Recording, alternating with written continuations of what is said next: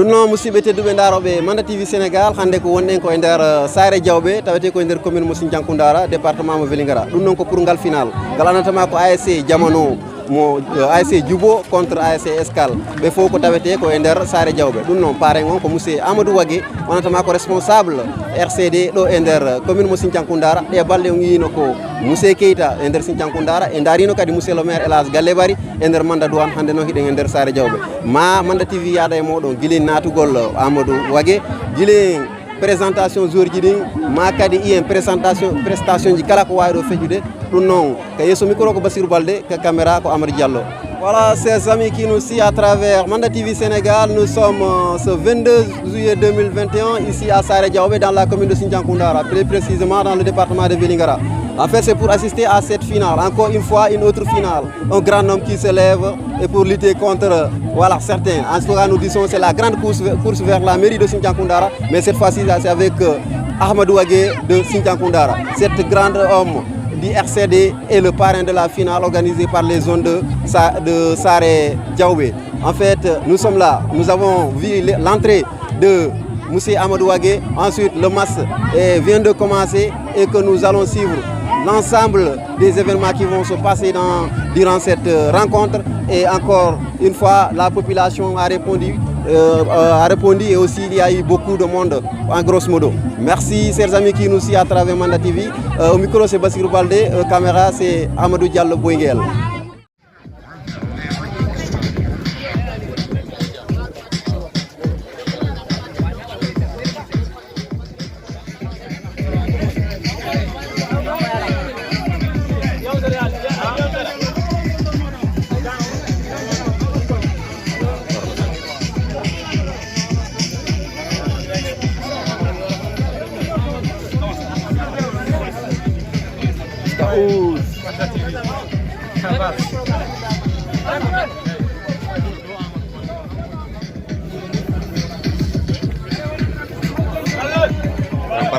Grand bateau.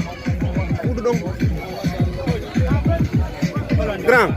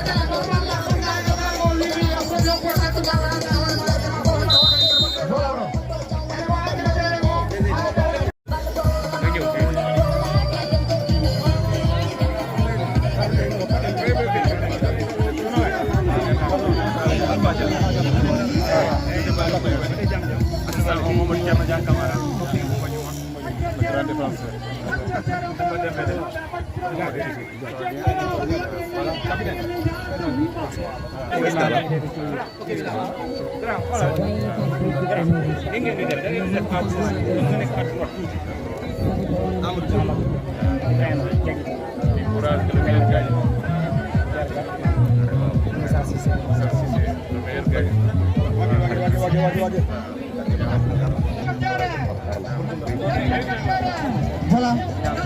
Voilà.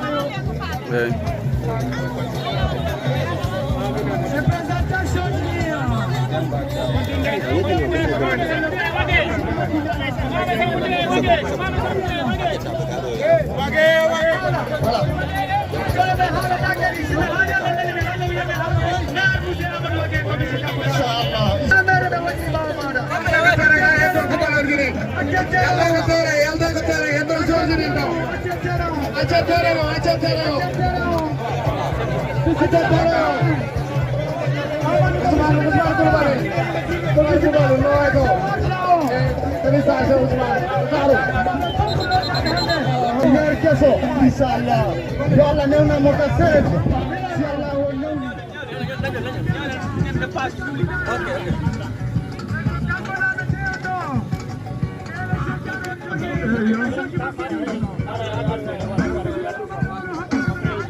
Monsieur, s'il vous plaît. Pardon. Oh. Les gars, applaudissez, ouais. Applaudissez, ouais.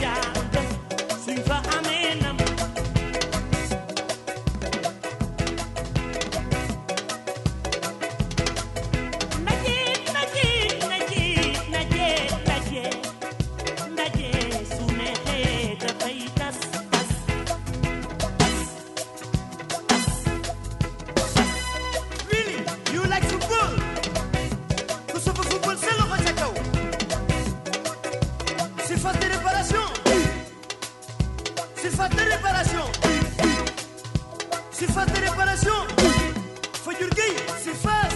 On sait faire Khali, ne football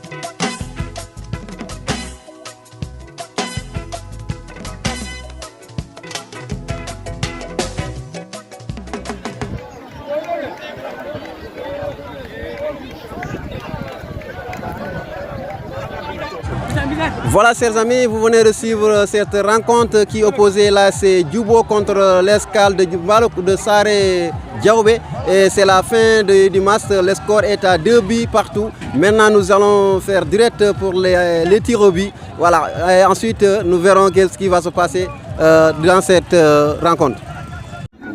Après, on verra sur les réseaux sociaux.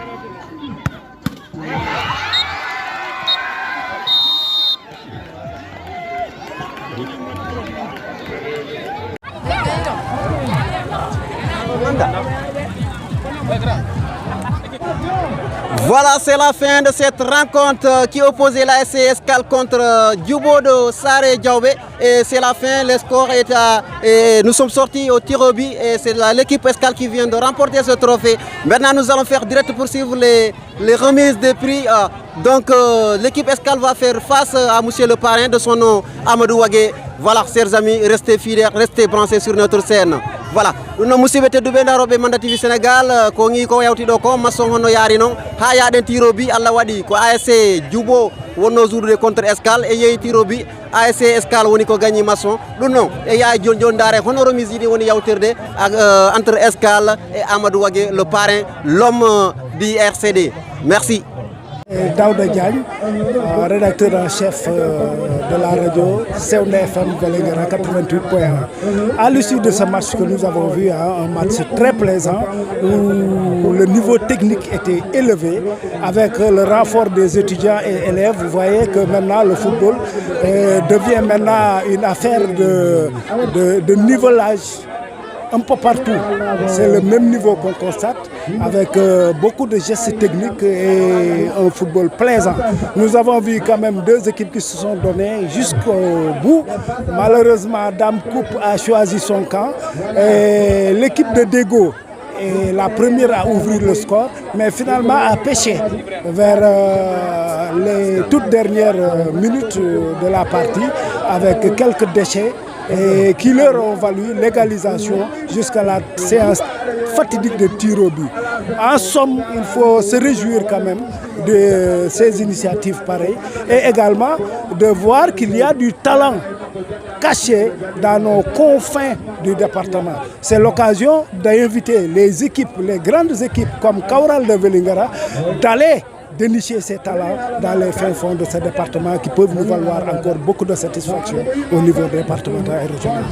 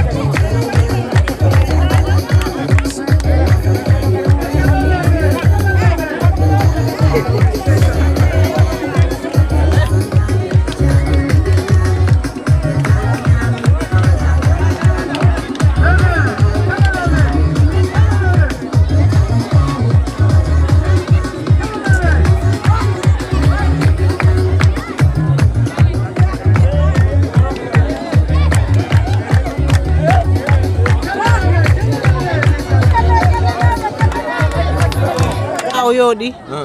o labama moƴƴano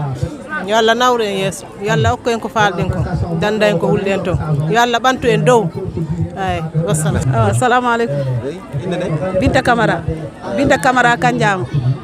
Eyi garal musée wagi ngal ɗo hannde e nder ala garal ngal ɗo kay ko haa ɗo wona ha ɓura ɗo weltare waɗi maccon weeli ɗo kay ko haa ɗo yimɓe ɓe wonnoɓe jam tumi woni Aissatou Bambe Coumba Diouma on wiɗa e maçon ɗo hannde ina maçon foti o yooɗi mais Aissatou an noon ko ɓorniɗa ɗo ko yooɗi honɗo musée no weltimi ande ni musée kay no welti normal kay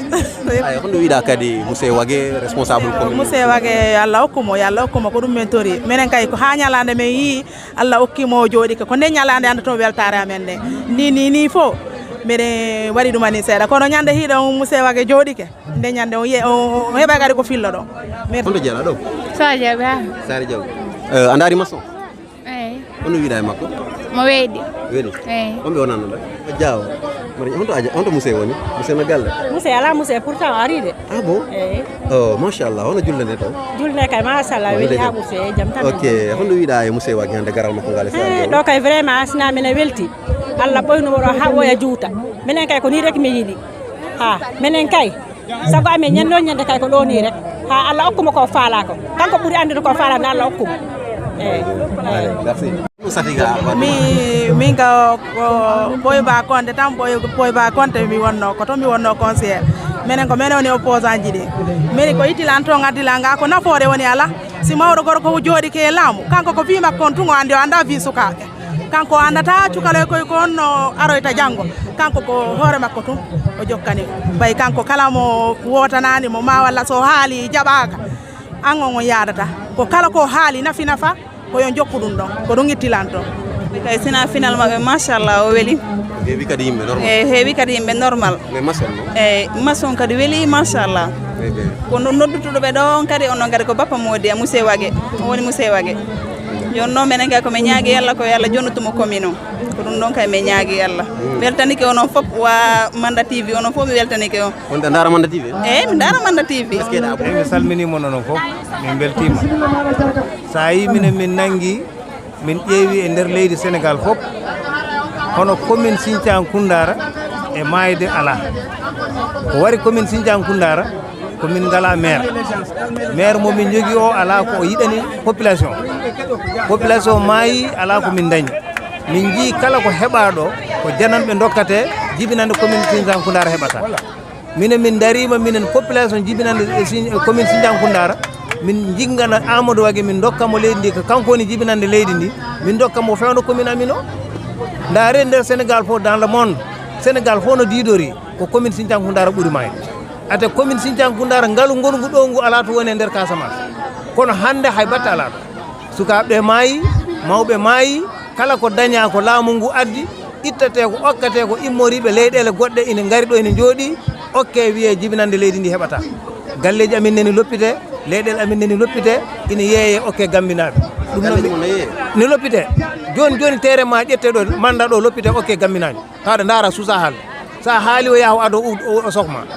minen noon min ƴeewi min onon galleji no joguiɗa an manda min hande mbiɗa jogui galleji ɗiɗi ɓe jeyino ha ɓe mbiya ɓe loppitaɗe mbimi ko tribunal min jahata mbiɗa jogui avocat min ñawɗo ɓe kuuli ɓe goppi ɓe kulɓe goppi hono wiyata population Sinthiane Koundara ko population Sinthiane Koundara mbimi minen fof yomin daro min gona nene goto baba goto min guitta oɗo min joƴƴina Amadou Wage min ko Mande Moussa miɗo yeeyde golle o musidɗo amen ɗo oɗo ko musidɗo amen minen woni suudu wotru ndu ko musidɗo min ko Mande Moussa mi jeeya kono min miɗo yiɗi gollude e oɗo Ablaye Amadou Wage miɗo yiɗi min nanguida mi gollida fi honɗum saabu ko kamɓe ɓuuri wondude e cukaɓe kono ko kamɓe ɓuuri wondude e nafa neɗɗo toujours si gollida yo gollude e jangguɗo sa golludima o jangga sa jollidima o janggat a majjat tan ɗum woni hannde arti tawtude Amadou Wage on to wonnoɗa hombo wonnoɗa wodande ko yawti kon ko galle mbaɗi kono mi wiitum tas ha laaɓi poƴ hay mi weltanike noon garal makko ngal ɗo mi weltike no inde Sara Diawɓe mi weltanike saabu ɓe yaw ha ɓe hewti ɓe naɓanimi lettre o mi weltanike mi très bien ko ɗo ɓuuri haɓade neɗɗo noon wota haɓuma ronkamo haɓade si neɗɗo haaɓi kama haɓakimo tan o warima minen noon min hiiɗa mayde oɗo watti sona Allah arani men kanko noon faala men naɓude Allah aranani men ɗum wawata wonde minen ala golle ɗe men gollanɗo e sengo galle bari ɗo Coumba Diouma à 100% ko gañorayno ɗo ko Sar Diawɓe gila ñande Sar Diawɓe yaltodiri ha hande o meeɗa liɓuɗo Coumba Diouma galle bari mais o pom min hollimomo ɗo min hollitike mo duuɓi jelu min waɗi organisé ɗo pour min waɗa o pon leɗɗe min nelandi galle bari ko keeto Mamadou Egge o immini o ari ɗo keeto ñeññande sa ko ujunaje 3 CFA o jonni keeto yo addam men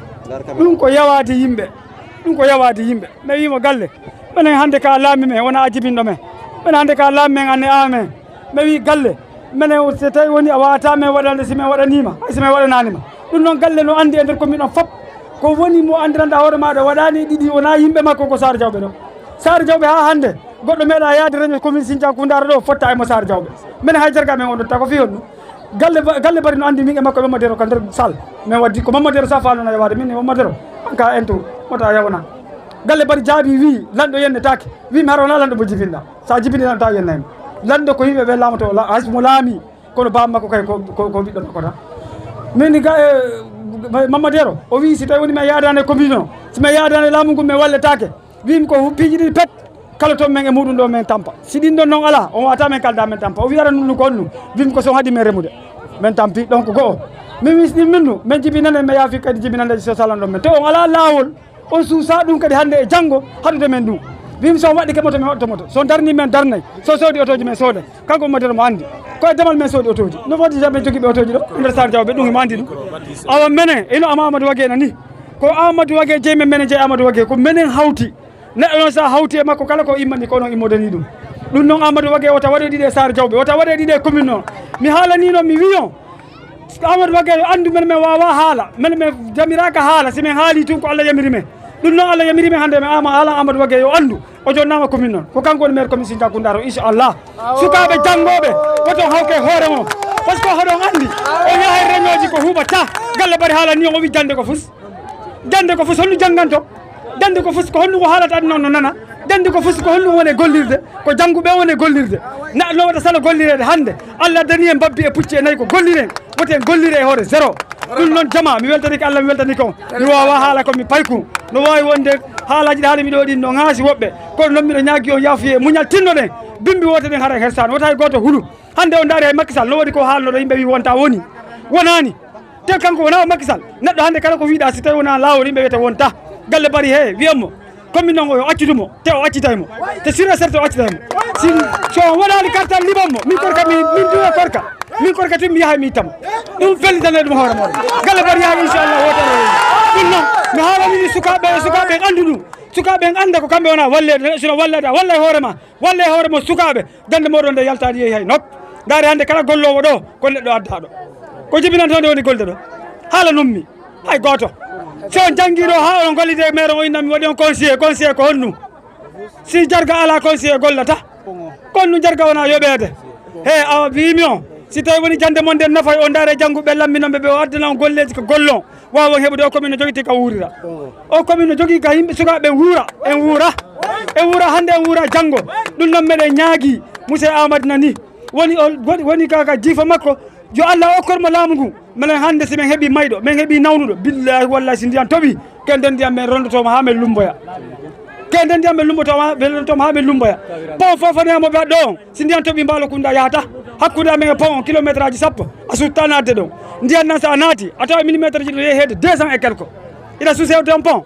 ɓeydama o golli honno o golli anane mi haalani on ɗum ɗo Mbalakunda nani ko jibinande Mbalakunda darni o hôpital adani ɓe lekkele waɗi dande foof kono ko galle bari ɓe mannortamo kono hande min yeehi mi waɗi sensibilisé sukaɓe ɓe andi ko gonga hande sukaɓe no dari darde muɗum nde ɓe wi mawɓe ndegete yo kamɓe ko wulure guluji ɗiɗi ɓe wona ɗaynirede sukaɓe noon hande no rema heɓa des millions watta jifaji muɗum ɗum wona solji goɗɗo woni yaltude yo andu hande kala darde nde dartuɗa si a lammina goɗɗo tawata ko walloma so wallatama dégage mo dégage galle ɗum noon mi jaari o wassalamu aleykum wa rahmatullah taala wabarakatu kono noon sukaɓe ɓe onon mi ñaaguima on dewe laawol e politique he jogue needi e politique he dewte mawɓe moɗon ɓe e nder politique he mawɓe moɗon ɓe ko nanguintonɓe ko haaju mon no humtora haaju mon ɗo ɗo humtoroɗo ko suka o ɗaɓɓatani suka wano moɗon ɗo ɗaɓɓatani ko on nangan ɗon simo woni han on goni si mawɓe moɗon ɓe nanganani bo han ɓatte ɓe gandi noon ɓe ko nanguɗon ko ɗum mbimi on joni noon mi torima on e mi torima on onon sukaɓe ɓe jafodiren gokken parolngol monsieur le futur maire de Sinthiane Koundara mbiyeteɗo Amadou Wague. Assalamu aleykum, miɗo salmina Jarga Sare Diawɓe, miɗo salmina almami, mi salmina mawɓe tundunu ɗo fof, Burkunda ha Sikunda, rewa Keneba, Malukunda e Thiaye wonde hakkude ɗo ɗen fof. Mi salmina Cewire, Mandenji ɗo, Yero Kebu, Sinthiane Gagari, Kumba Juma, ɓarol ɗo fof miɗo salmino. Mi weltike garal ngal ɗo. Accanenan seeɗa nak mi haala seeɗa e tubakore ɗum woni français mi jara sukaɓe tundu ndu waɓɓe lamparene men on to mi artay e Pulaar. Je vous remercie du fond du cœur de m'avoir parrainé cette belle finale, d'avoir choisi ma modeste personne pour venir communier avec vous, fêter avec vous, excusez-moi la répétition. Ça, c'est un grand plaisir. Avec modestie, vous êtes venu me voir, vous êtes venu me solliciter pour que je sois le parrain de votre finale. C'est un grand plaisir, c'est une joie immense que j'ai ressentie et c'est un honneur que vous avez fait à mon égard. Je vous en remercie. Chers jeunes, c'est très joli de voir vraiment l'ensemble de la jeunesse des différents villages communier. C'est ce qu'on cherche. Il faut qu'on soit unis pour l'essentiel. L'essentiel, c'est le développement de la commune de Sinthiane Koundara. Et Sinthiane Koundara, c'est nous jeunes de Sinthiane Koundara qui allons bâtir cette commune. Ce n'est pas quelqu'un d'autre. Nos vieux, nos papas nous accompagnent. Ils avaient une force. Maintenant, c'est nous qui constituons cette force.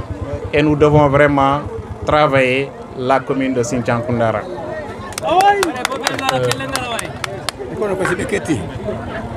Il est temps qu'il y ait un souffle nouveau à Sinthiane Koundara. Il est temps qu'il y ait une nouvelle équipe à Sinthiane Koundara. Et cette équipe, c'est une équipe municipale. Donc, on va apporter le changement à Sinthiane Koundara au soir du 23 janvier 2022. Je remercie l'ensemble des personnes ici présentes. Au nom de mon leader, Ibrahima Diawadou Bari, le secrétaire général du RCD, empêché, je remercie les populations de Sare Diawɓe et environ. Je remercie la jeunesse de Sinthiane Koundara, d'ici jusqu'à Gouloumbou. Toute la jeunesse est venue communier cette belle fête. Je vais vous dire, il y en a du talent dans nos villages. Si on voit vraiment ces belles équipes, ce qu'elles ont produit, on a des Sadio Mané ici. Donc les villages les plus reculés, il y a du talent. Même les officiels, l'arbitrage, on a du talent. Je peux illustrer un jeune le jeune Bayo de Fofanaya. Il s'est illustré parmi tant d'autres jeunes. Donc il est au niveau national et il ira loin, Inch'Allah, jusqu'au niveau international. Donc ça se trouve ici dans nos localités. Il suffit d'un petit coup de pouce. Il suffit d'un accompagnement. Il faut accompagner la jeunesse pour que qu'il y ait beaucoup de changements dans la commune. Et c'est nous qui allons changer, ce n'est pas d'autres qui vont venir ici changer. Miɗo arta e pulal miɗo salmina ko ari ɗo kon fof ko weltare hande cayeɗen caye Sinthiankundara fof sukaɓe Sinthiankundara renditiɗo e Fijundaru mais Fijundaru addonu développement addonu ngaalu sa yi hay ko ari ɗo kon tan économie o ɓeydike e poche ji goɗɗi ɗum fof no tawa e nawrugol leydi yeeso jeune Saare Diawɓe on no weltani ke principalement le responsable Ousmane Coulibaly si je cite nak so mi wi mi limay mi juumay par ce que ɓe heewi e sukaɓe arɓe ɗo ɓe fof mi wawata limde somi limi tan mi juumay on fof mi weltani ko on miɗo tori on liggoɗen wonen nene goto wonen baba goto liggoɗen leydi men ndin anden leydi ndin na goɗɗo arta ɗo liggoɗo ko enen liggoto leydi ndin sa yi hande sukaɓe men no woɓɓe no maya ko maayo woɓɓe no maya ko désert ɗum fof wona fi yaagol fi ɗannagol rek ko fi ɓaawo par ce que ɓe acci nene baba e ɓe guure ɓaawo ɓaɗa ko jooɗa ɗo noon ko joɗɗen ɗo so ɓe ala golle ɓe yaha ɓe ɗaɓɓoya golle solution noon ko yen ɗaɓɓanɓe golle ko yen ɗaɓɓanɓe golle e nder leydi men te no wawi wonde nder leydi ɗo mi tori o okke men pouvoir on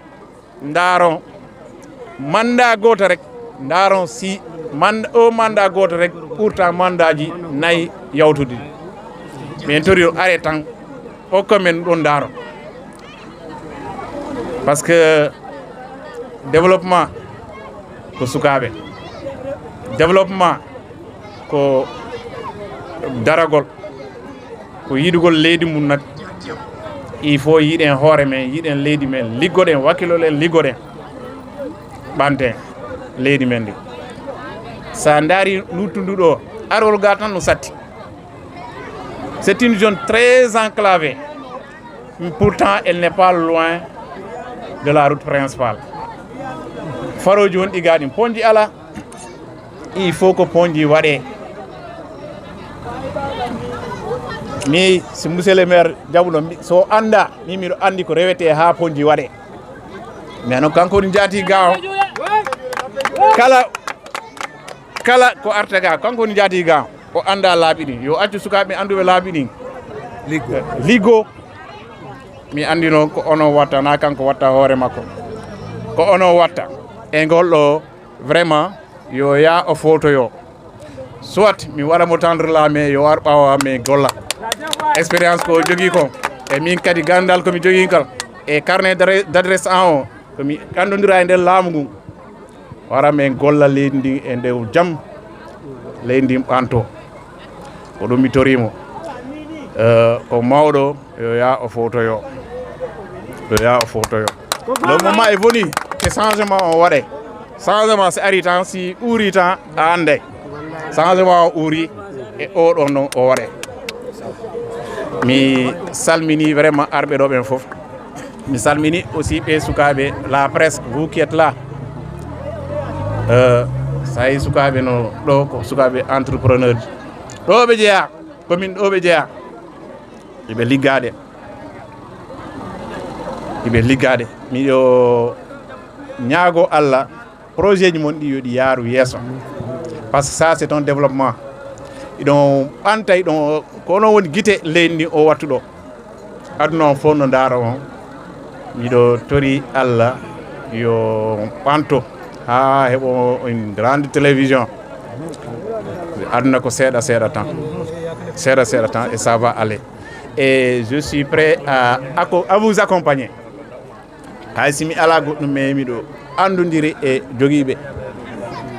hay si gandal angal heewa miɗo andori e jogiiɓe e gande enen fof jaggodiren fiitan haa ko men wela wona hare wona yinnodiro enen fof ko ɗo jeyaɗen si ɗo weeli welani en enen fof si ɗo metti mo kala ɗaɓɓay ko yaara hay yiɗata darodirde c'est pas bon. Choisissons vraiment le développement nak c'est le changement tant à développement dans la commune de Sinthiang. L'équipe qui est là jamais wawata wadde développer Sinthiang Koundara ɗum no laaɓi boy. Il faut sukaɓe mi tori o lundi aroɗo lundi liste électorale on udditete kala mo windanoki yo ya windo ko ɓe wiyete les primo votants kala mo windanoki yo ya windo liste électorale anda ko kartar tan liɓata wona goɗɗum sa jottoɗo yenda ha sa ala kartar ça ne sert à rien. Yeewi ɗo c'est du 26 juillet au 8 septembre. Donc o période ɗo fof mo ala kayɗi yo ya windo yo mo kala adda kaɓoral mum ngal waɗen changement nder commune Sinthiang Koundara e mi salmini fof mi salmini mi jaari arɓe ɗo ɓen fof et merci et je dis vive RCD, vive Ibrahim Bari, vive la jeunesse de Sinthiang Koundara. Merci. Merci beaucoup. Merci. Voilà, Ablaye Diallo, il m'a donné des... Rekil way fi Allah. Ablaye Diallo, très bien. Et maintenant TV non. Merci. Merci. Vraiment. Au deuxième place, Père Mayon, on a fait valoré 25 000 francs CFA. Ok. Jean Diallo, on est capitaine Mabion, au Kama Père Mayon, et valoré, et tout ça pour CFA, pour 50 000 francs CFA.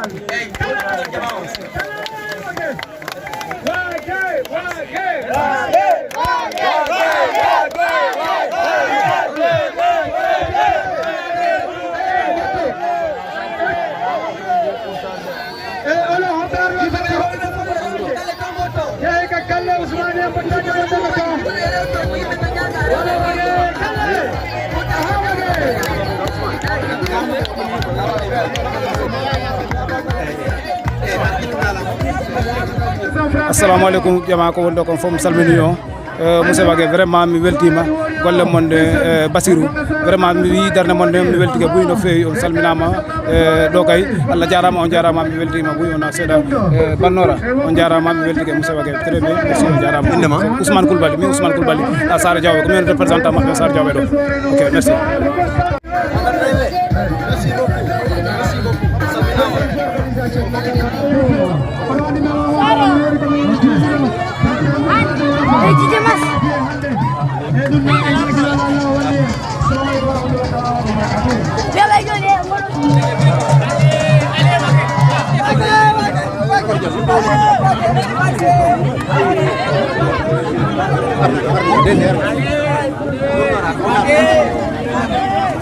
Hey!